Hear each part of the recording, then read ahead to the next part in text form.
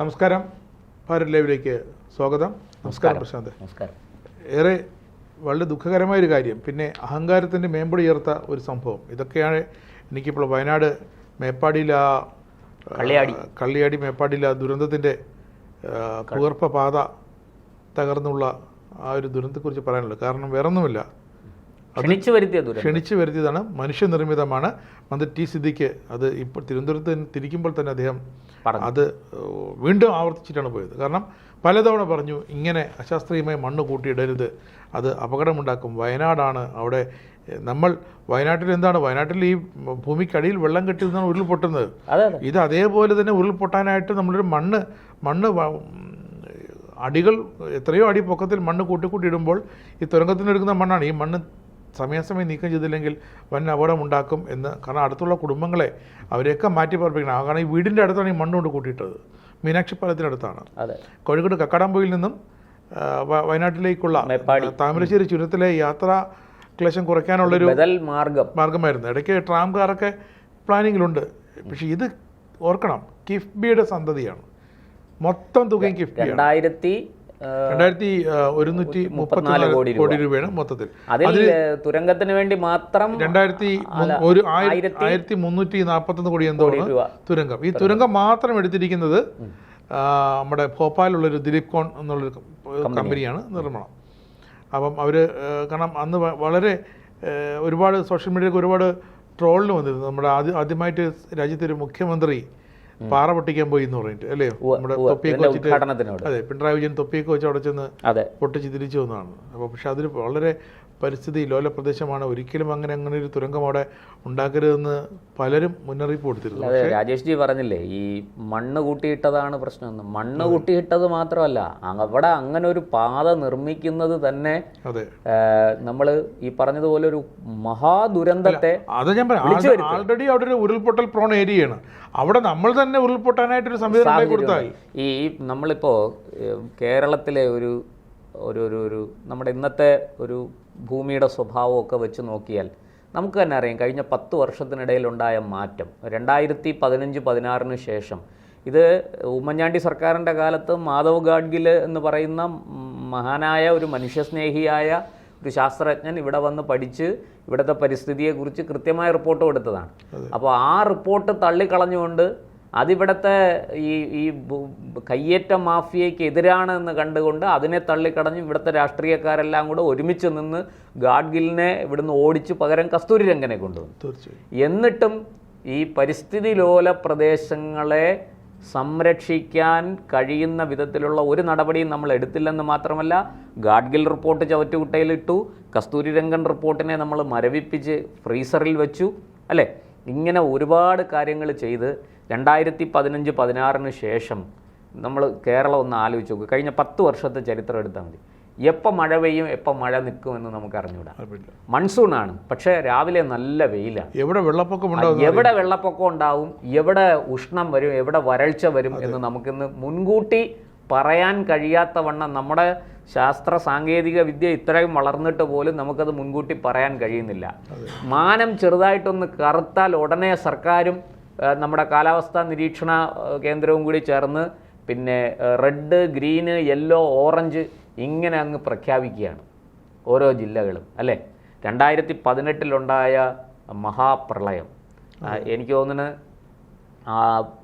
പിന്നെ ഒരു ഏതാണ്ടൊരു 100 വർഷം മുമ്പേ, 100 അല്ല, പിന്നെ 1913 ഉണ്ടായ 23 ഉണ്ടായ വെള്ളപ്പൊക്കം, അത് മഹാപ്രളയം. അതുപോലെ അതിന് സമാനമായ തരത്തിലുള്ള ഒരു മഹാപ്രളയമായിരുന്നു 18 ഉണ്ടായത്. പിന്നെ 78 പിന്നെ 19 അതൊന്ന് ആവർത്തിച്ചെങ്കിലും അത്രയും ശക്തി ഉണ്ടായില്ല. കാരണം ജനം കുറെ കൂടെ കരുതിയിരുന്നു.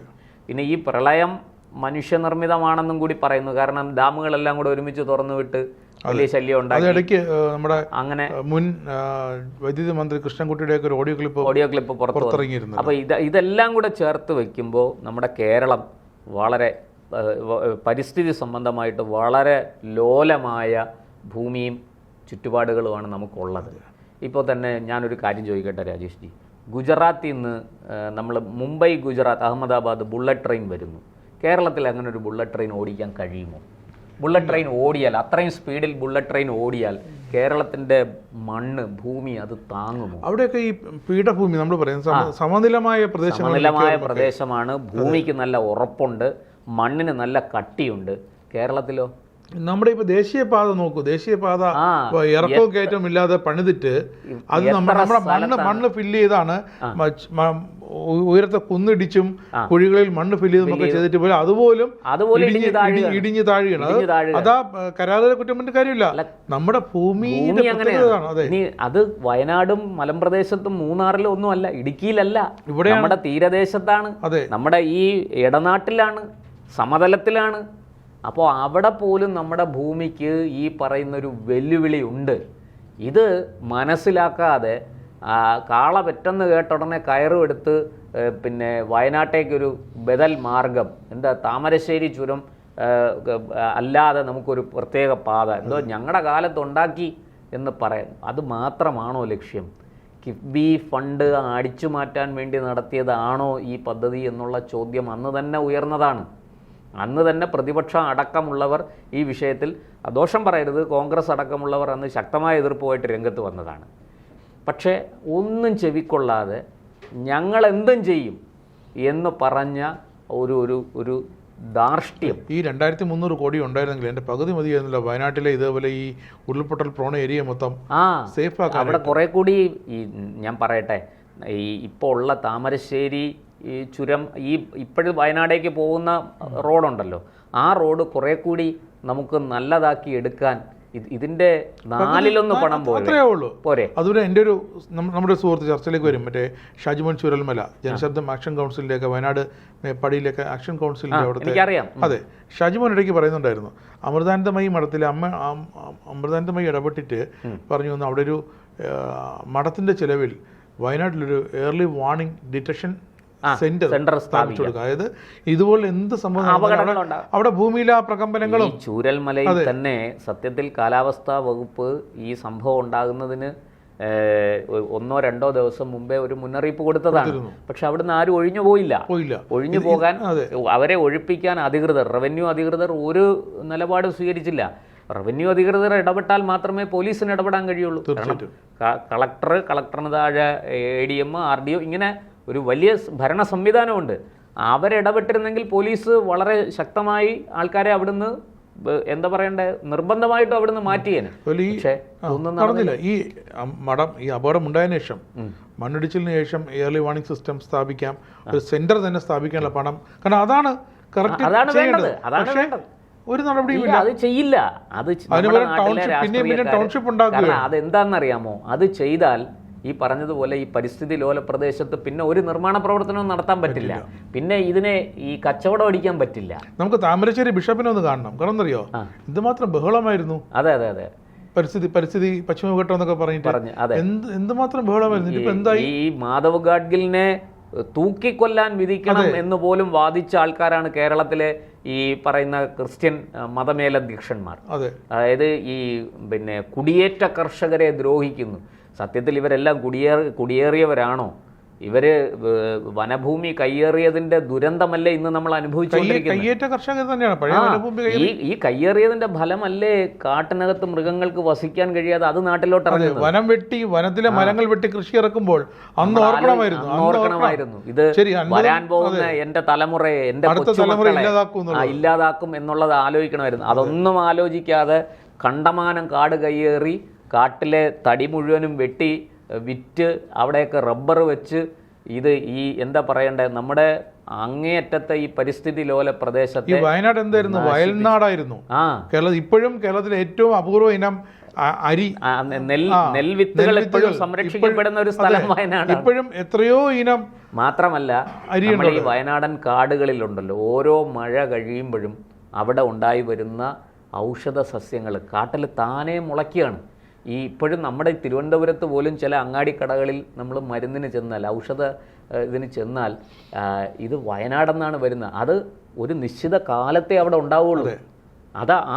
ഓരോ മഴ കഴിയുമ്പോഴും അതുണ്ടാവും, പിന്നെ അതങ്ങ് അത് കുറച്ച് കഴിയുമ്പോഴത്തേക്ക് ആൾക്കാർ ചെന്ന് ഇതെല്ലാം പറിച്ചുകൊണ്ട് വരും. ഈ ആദിവാസികൾ തന്നെ ഇത് പറിച്ചു കൊണ്ടുവന്ന് താഴെ അടിവാരത്ത് കൊണ്ടുവന്ന് വിൽക്കും. എന്നിട്ട് അവരിൽ നിന്ന് ശേഖരിച്ചിട്ടാണ് കടക്കാരിത് മറ്റ് സ്ഥലങ്ങളിൽ എത്തിക്കുന്നത്. അപ്പോൾ അപൂർവ ഇനം ഔഷധ സസ്യങ്ങളുള്ള ഒരു കാടാണ് ഈ മുത്തങ്ങക്കാടൊക്കെ. ഞാൻ മുത്തങ്ങ പോയിട്ടുണ്ട്, എനിക്കതറിയാം. അപ്പോൾ അതൊക്കെ അങ്ങനത്തെ സ്ഥലങ്ങളാണ്. അതുപോലെ ഈ സീസൺ ആകുമ്പോൾ ഒരു പക്ഷേ മൂന്നാറിനേക്കാൾ തണുപ്പ്, ഊട്ടിയോട് തണുപ്പുള്ള സ്ഥലമാണ് വയനാട്. അങ്ങനെ മാറിക്കൊണ്ടിരിക്കുന്നു. വയനാട് തമ്മിൽ അടുത്തടുത്ത് കിടക്കല്ലേ, അവിടുന്ന് അതൊരു വലിയ സംഭവമല്ല, പക്ഷെ അതൊരു വാണിംഗ് ആണ്.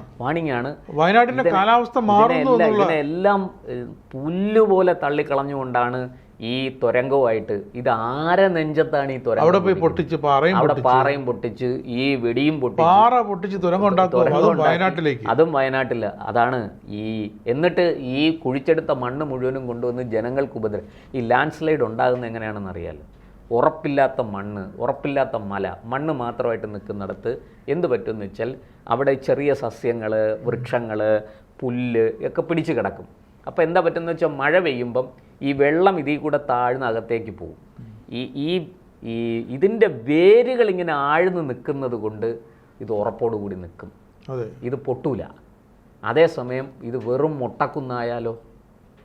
ഇത് ഉള്ള മരം മുഴുവനും വെട്ടിയെടുത്ത് അവിടെ ഒരു സസ്യജാലങ്ങളെയും വളരാൻ അനുവദിക്കാത്ത വിധത്തിൽ ഈ വലിയ രീതിയിൽ മരങ്ങൾ വെട്ടിയെടുക്കുമ്പോൾ സോയിൽ ഇറോഷൻ ഉണ്ടാവും, മണ്ണൊലിപ്പ് ഉണ്ടാകും. ഈ ചെറിയ മണ്ണൊലിപ്പിന്റെ ഒരു ഭീകരമായ രൂപമാണ് നമ്മൾ ഈ പറയുന്ന ഉരുൾപൊട്ടൽ. ഈ ഒരു പ്രത്യേകം കാട്ടിനകത്ത് ഒരു 5 ഏക്കറിലെ മലനിരകളിലെ 5 ഏക്കറിലെ 10 ഏക്കറൊക്കെ സ്ഥലം ഇതേപോലെ സ്ഥിരം കൃഷി ഇറക്കിക്കൊണ്ടിരുന്നാൽ, ചെറിയ കൃഷി ഏലമായാലും, അപ്പോൾ അത് നമ്മൾ അത് പറിച്ചു കളയുന്നു, അടുത്ത പ്ലാന്റ് ചെയ്തപ്പോൾ ഓരോ തവണ പറിച്ചു കളയുന്നതോറും മണ്ണിന്റെ സ്ട്രെങ്ത് അവിടെ നഷ്ടപ്പെടുകയാണ്. അപ്പോൾ ഒരു വലിയൊരു ഭരണിക്കകത്ത് വെള്ളം നിറച്ചു വെച്ചതുപോലെ വയനാട് അങ്ങനെ ഇരിക്കുകയാണ്. അങ്ങനെയാണ്. അവിടെയാണ് ഒരു ദിവസം അതുകൊണ്ട് അങ്ങ് പൊട്ടും. അപ്പോഴാണ് ഈ ഉരുൾപൊട്ടൽ. പിന്നെ പാറയും മണ്ണും കല്ലും അതിനകത്തുണ്ടായിരുന്നതെല്ലാം ഇങ്ങ് വരും. കക്കാടംപൊയ്കയിൽ മാത്രമല്ല, എല്ലായിടത്തും ഉരുൾപൊട്ടൽ. നമ്മുടെ ഇവിടെ ഈ തിരുവനന്തപുരത്ത് അമ്പൂരിയിൽ ഉരുൾപൊട്ടൽ ഉണ്ടായത് എങ്ങനെയാണ്? കുടിയേറ്റം എന്ന പേരിൽ ഭൂമി കയ്യേറി വലിയ രീതിയിൽ അതിനെ ദുരുപയോഗം ചെയ്തപ്പോൾ പ്രകൃതി തിരിച്ചൊരു പണി റബ്ബർ വെച്ചതാണ്. ഇത് തന്നെയാണ് വയനാട്, ഇടുക്കിയിലും ഒക്കെ സംഭവിച്ചുകൊണ്ടിരിക്കുന്നത് നമുക്കറിയാം. ഇനി അതിൻ്റെ കൂട്ടത്തിൽ അവിടെ ഒരു തുരങ്കപാത, മനുഷ്യന് ഇന്ന് ആവശ്യങ്ങൾ കൂടി യാത്ര ചെയ്യണം, ഒക്കെ ശരിയാണ്. വയനാട് ഒരാളിന് സുഖമില്ലാതായാൽ നേരെ ഇങ്ങ് താഴ്വാരത്ത് കൊണ്ടുവരണം, ഇങ്ങ് കോഴിക്കോട് എത്തിക്കണം, എങ്കിലേ നല്ല ആശുപത്രി ഉള്ളൂ. എന്തുകൊണ്ട് വയനാട് ഒരു നല്ല ആശുപത്രി സർക്കാരിന് കെട്ടിക്കൂടാ? ഒരു നല്ല മെഡിക്കൽ കോളേജ്, ഒരു സൂപ്പർ സ്പെഷ്യാലിറ്റി മെഡിക്കൽ കോളേജ് എന്തുകൊണ്ട് നിർമ്മിച്ചുകൂടാ? ഉമ്മൻചാണ്ടിയുടെ കാലത്ത് ഇടുക്കിയിലൊരു മെഡിക്കൽ കോളേജിന് തുടക്കമിട്ടതാണല്ലോ. ഇതുപോലെ എന്തുകൊണ്ട് വയനാട് അതുപോലത്തെ സൂപ്പർ സ്പെഷ്യാലിറ്റി ആശുപത്രികൾ കൊണ്ടുവരുന്നില്ല? അവിടെയുള്ളവർക്ക്, അവിടെ ജീവിക്കുന്നവരാണ്, അവിടെ ജനിച്ച് ജീവിക്കുന്ന ആൾക്കാർക്ക് ചികിത്സിക്കാൻ അവിടെ ഒരു ആശുപത്രി, എല്ലാ സൗകര്യങ്ങളുമുള്ള ഒരു ആശുപത്രി സർക്കാർ നിർമ്മിക്കണ്ടേ? അത് ചോദിക്കുമ്പം അവിടെയുള്ള ആൾക്കാരെ പെട്ടെന്ന് ഇങ്ങ് എത്തിക്കണ്ടേ? ഈ 2-3 മണിക്കൂർ യാത്ര ചെയ്യാൻ കളയണോ? നമുക്ക് ഒരു തുരങ്കപാത ഉണ്ടെങ്കിൽ 3 മണിക്കൂറത്തെ യാത്ര 1 മണിക്കൂറായിട്ട് കുറയ്ക്കാൻ കഴിയില്ലേ? അപ്പോൾ യാത്ര 1 മണിക്കൂറായിട്ട് കുറച്ചു, എല്ലാം കൂടി നേരെ അങ്ങ് പോയേനെ. ഇപ്പോൾ ആശുപത്രിയിൽ ഈ ഇതിന്റെ ഭാഗമായിട്ട് പരിക്കേറ്റ് 9 പേര് അഡ്മിറ്റ് ചെയ്തിരിക്കുന്നു. ഈ 9 പേര് ഭാഗ്യം കൊണ്ട് രക്ഷപ്പെട്ടു എന്നാണ് ഞാൻ മനസ്സിലാക്കുന്നത്. സംഭവിക്കാൻ പോകുന്നത് ഈ ഭോപ്പാൽ ആസ്ഥാനമായ ദിലീപ് കോൺ എന്ന കമ്പനിയുടെ തലയിൽ മൊത്തം ഇനിയിപ്പോ അവരുടെ ടെക്നിക്കൽ വീഴ്ചയാണ്. പക്ഷേ ഈ കഴിഞ്ഞ പൊതുമരാമത്ത് മന്ത്രിയും മുഖ്യമന്ത്രിയുടെ കയ്യിലിരിക്കുന്ന പരിസ്ഥിതി വകുപ്പൊക്കെ ചെന്ന് പരിസ്ഥിതി വകുപ്പ് മുഖ്യമന്ത്രിയുടെ കയ്യിൽ അല്ലേ, പൊതുമരാമത്ത് വകുപ്പ് മരുമകന്റെ കയ്യിൽ. ഈ രണ്ടുപേരും കൂടി ഒരു തുരങ്കം ഉപയോഗിച്ച് നന്നായിട്ട് പാറ പൊട്ടിച്ച്, രണ്ടുപേരും കൂടെ ഒരു കിഫ്ബി ഉപയോഗിച്ച് പാറ പൊട്ടിച്ച് വെച്ചിട്ട് അവരിറങ്ങി പോയി. ബാക്കി അനുഭവം. കാരണം അതാണ് മന്ത്രി ടി സിദ്ദിഖ് പറയുന്നത്. മനുഷ്യനിർമ്മിതമാണെന്ന് പരാതി പറഞ്ഞു, പലതവണ അധികൃതരോട് പറഞ്ഞു. ഇത് കൊങ്കൺ റെയിൽവേ അധികൃതരോട് പറഞ്ഞു, നിങ്ങളിങ്ങനെ മണ്ണ് കൂട്ടിയിടരുത്, കൊങ്കണ്ണാണല്ലോ രൂപരേഖ, പദ്ധതി രൂപരേഖ കൊങ്കണ്ണെ കൊണ്ട് ചെയ്യും. പക്ഷെ കൊങ്കണല്ല ഇനിയിപ്പം അമേരിക്കയിലെ ഇതുപോലെ പരിസ്ഥിതി ലോല പ്രദേശത്തൊരു തുരങ്കം ഉണ്ടാക്കിയ നമ്മുടെ കടപ്പുറത്തൊരു തുരങ്കം ഉണ്ടാക്കുന്നവരാണ്. നമ്മുടെ ശംഖുമുഖം കടപ്പുറത്ത് ഒരു തുരങ്കം ഉണ്ടാക്കി വെച്ച് എങ്ങനെ ഇരിക്കും? കുട്ടികളെ കൊണ്ടാക്കി വെക്കാറില്ലേ? അതങ്ങിടിഞ്ഞു പോയില്ലേ? ആ ബലമില്ലാത്ത മണല് പോലെയാണ് ഇപ്പോൾ വയനാട്ടിലെ മണ്ണ്. തീർച്ചയായിട്ടും ഇത് വളരെ ക്ഷണിച്ചു വരുത്തിയ ദുരന്തം എന്ന് പറയാതിരിക്കാൻ കഴിയില്ല. ഇനിയെങ്കിലും സർക്കാർ അടിയന്തരമായിട്ട് ഈ പരിസ്ഥിതി ലോല പ്രദേശത്തെ ഇത്തരം നിർമ്മാണങ്ങളെല്ലാം നിർത്തിവെക്കണം. എന്നിട്ട് ബദൽ മാർഗങ്ങൾ, വയനാട്, നമുക്ക് വയനാട് ജില്ലയിൽ കഴിയുന്ന വയനാടുള്ള മനുഷ്യരെ, അവരെ സംരക്ഷിക്കാൻ വേണ്ടുന്ന ബദൽ മാർഗങ്ങൾ തേടണം. തീർച്ചയായിട്ടും ഇനിയൊരു ഉരുൾപൊട്ടൽ വയനാട് താങ്ങില്ല, കേരളം താങ്ങില്ല, പിന്നെയല്ലേ വയനാട്. അതുകൊണ്ട് സർക്കാർ അടിയന്തരമായിട്ട് ഇടപെട്ട് ഈ വിഷയം ഇത് നിർത്തിവെക്കണം. അല്ലാത്ത പക്ഷം നമ്മൾ വലിയ വില ഇതിന് കൊടുക്കേണ്ടി വരുമെന്ന് തീർച്ചയാണ്.